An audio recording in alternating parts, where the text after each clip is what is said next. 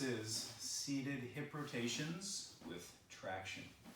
So I want to take a little bit of a front splits position on the floor, and not too far. You don't want to feel a really big stretch on this, just so it's comfortable.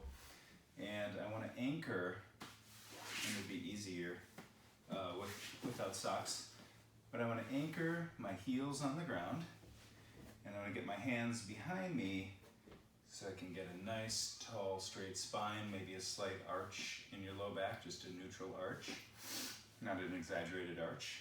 Now the idea here is I want to put weight into one heel at a time, so I'm going to be working my left hip into rotation and then providing a little bit of traction by putting weight through this heel and pulling my hip this way, away from the heel, as I rotate this leg to the inside, which we call internal rotation.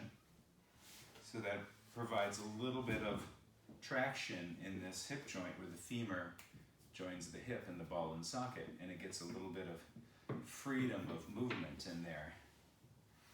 So I just want to work as I breathe, nice and easy. Nice easy rotation, don't force anything. And the other side, put weight through my heel, rotate my leg to the inside as far as you can comfortably go in a relaxed manner, don't force anything.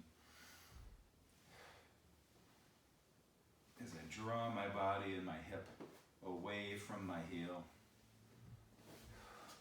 And you can go side to side if you like. This helps a lot of people with tight hips and low back tension issues to sort of loosen things up in this hip joint, which often gets a bit of compression and things can get stuck in there a little bit. So that is seated hip internal rotation with a slight bit of traction.